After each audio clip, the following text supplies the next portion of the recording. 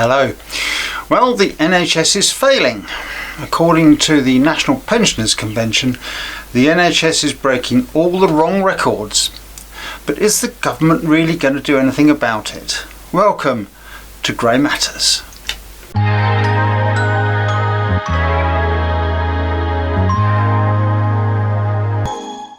Hello and welcome to Grey Matters, the channel that promotes the fact that the older generation still matters and has relevance, and which looks at issues that matter to the older generation. Now, in this edition we're looking at the abysmal state of the NHS, and we'll be taking a look at the latest TV licence nonsense and also telling you about a new channel that we're thinking of launching. So first of all, according to the National Pensioners Convention, the maintenance backlog for vital repairs to crumbling and leaking hospitals has reached almost £14 billion. Last year, attendances at A&E hit 2.4 million. 500,000 people who had already spent many hours in A&E had to wait over 12 hours for a bed. Ambulances queuing to hand over patients are missing 100,000 emergency calls per month, and the number of people who are stuck in hospital, largely for want of social care or community health services, has risen to 1 in 8. Wow. Now you can add to that unappetising mix a report in January this year from the Royal College of Nursing, which shone what the National Pensioners Convention describes as a devastating headlight on what corridor care really looks like. For example, people wetting themselves on trolleys because they couldn't attract help, patients and relatives unable to have private space together at the end of life, and some people even dying unnoticed. And understandably, there's anger and frustration spilling out onto the staff. And not surprisingly, many nurses feel exhausted, demoralised, upset and even traumatised by what's going on. The numbers of UK educated nursing staff leaving the register in England rose by a staggering 67% between 21 and 24. The Royal College of Emergency Medicine estimated that in 2023, 300 deaths a week were associated with long waits in A&E, and the situation is only getting worse. So quite rightly, I think we're asking, what's the government doing about it? Well, they are consulting on a 10-year plan for the NHS, and according to the NPC, continuing a long government tradition of kicking the social care can down the road by setting up yet another commission. And that commission is not due to make its final report until 2028. I mean, how many more unnecessary deaths will we see by the time that appears? To say nothing of the time it takes to implement any recommendations, even if they bother to do so. Or, will they perhaps set up another commission to examine that commission's recommendations? I know what my money's on. Now then, bear in mind that at the top of this edition I quoted for the National Pensioners Convention that the backlog for vital repairs to crumbling and leaking hospitals has reached almost £14 billion. So what's the government's response? Well, in the last budget they allocated a measly £3.2 billion over 2 years for hospital repairs, but that barely touches the problem.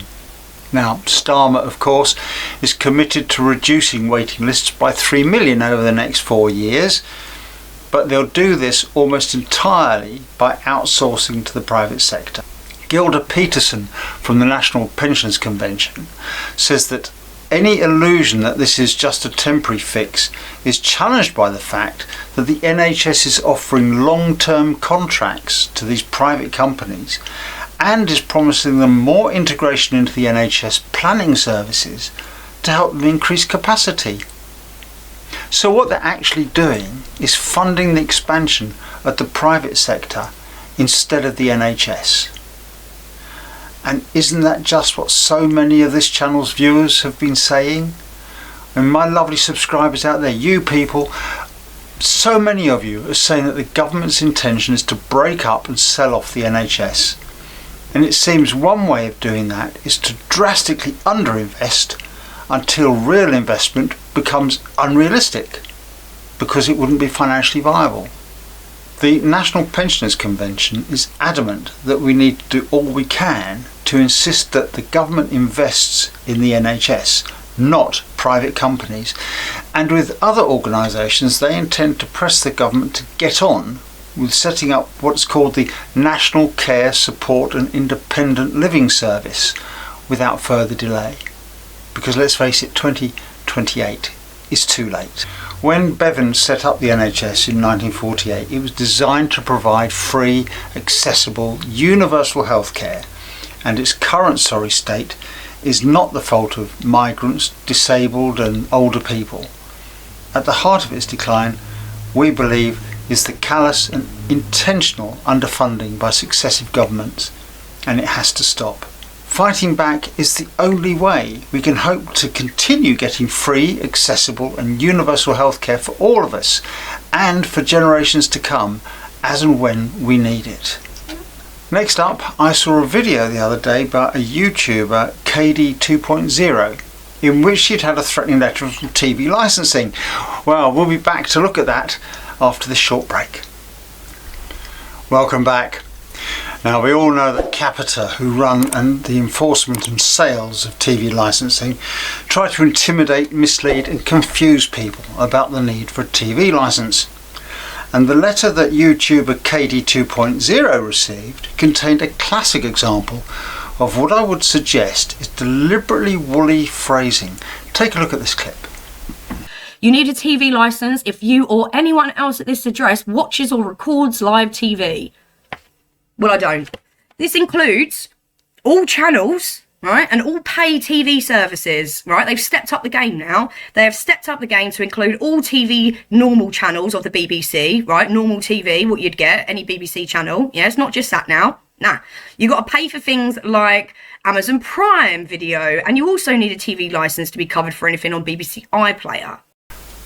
So they've said, quite correctly, that if you watch or record any live TV, you need a licence. But then they go on to say that it includes all channels and paid TV services. And this is where anyone who receives this letter, they could interpret it in different ways. Because it could be read that you need a licence to watch any paid TV service, such as Netflix and Prime. And it sounds like that's exactly what KD 2.0 thinks, because she went on to say this. We know circumstances change, so please get in touch to make sure our records are still up to date. Yeah, they are. I'm not going to suddenly just want to watch the BBC, all right? I ain't suddenly just going to sign up to Netflix again after not having it for 4 years, but all right, go off. Now, KD 2.0 is a young and I would suggest intelligent human being, and if she's being misled, think about how an elderly pensioner might feel. And we know there are thousands of pensioners who've given up their licences and are presumably watching TV quite legally without one. But then they get a letter like this, and it could confuse, scare and intimidate them into buying a licence they don't need. But one thing KD 2.0 said did worry me. Take a look at this bit. So that I've already told you, I'm not telling you anymore, and you can come to my house. I will tell you there. Just to be like, yeah, come in. Be super nice as well. You know, can I get you a cup of tea or, you know, anything like that? And just be super nice and be like, by the way, you've got a complete wasted time. Like, you're obviously being paid for the job that you come here for, but I'm just letting you know, you're wasting your time. So do you want a cup of tea while you're wasting your time? All I can say is, please, Katie, don't engage with the TV licence goons at all. If you let them in, they'll find a way to stitch you up. As soon as you know it's one of them, just say no thanks and shut the door. They have no powers and they'll just have to slink away. Just to reiterate on the TV licensing rules, you may already know them, but just in case you don't, you only need a TV licence if you watch or record any live TV on any channel, or watch live TV on any streaming service, paid or free, or use iPlayer. If you don't do any of those things, then you don't need a licence. So for clarity, live TV doesn't just mean live events or the occasional live episode of your favourite soap. It refers to programmes being broadcast in accordance with the channel's published schedule. So Corrie on a Wednesday at 7:30 is a live broadcast, even though it was recorded a couple of weeks earlier. Repeats of old TV shows are live broadcasts. Plus One channels are live broadcasts. If you watch live music events or sports on paid-for services such as Netflix or Prime, it's a live broadcast and you need a licence.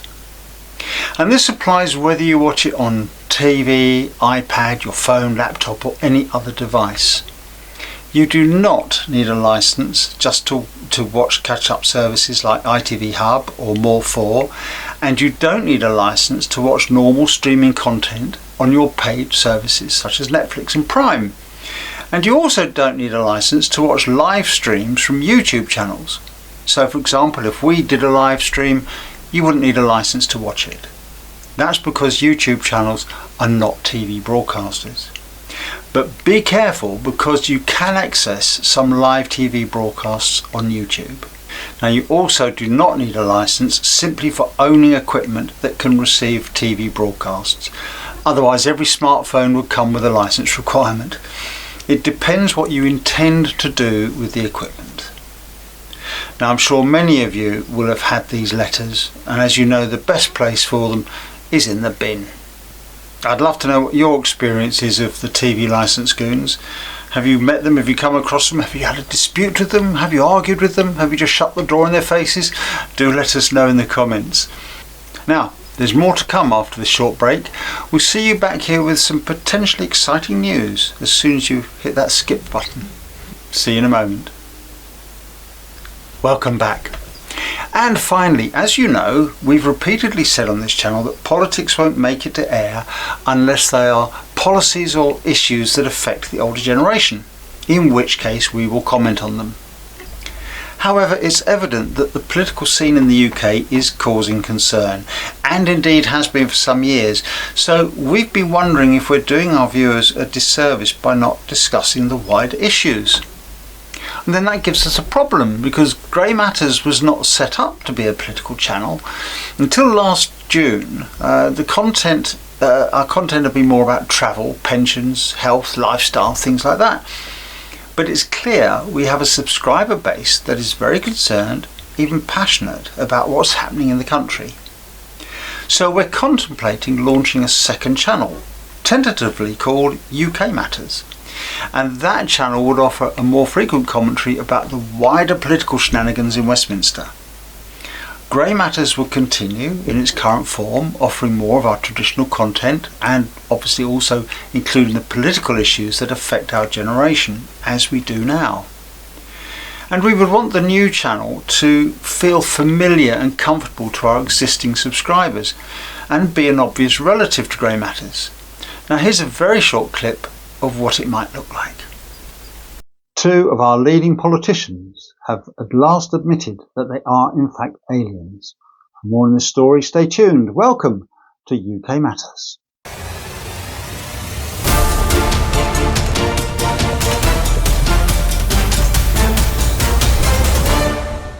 Hello and welcome to UK Matters, the channel that promotes the fact that the United Kingdom still matters and still has relevance on the world stage. And it also looks at issues that matter to the population and people of the United Kingdom. Well, it's true.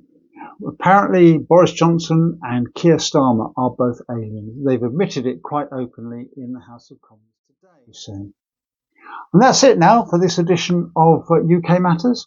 Until we see you next time, thanks for joining us, and it's bye for now.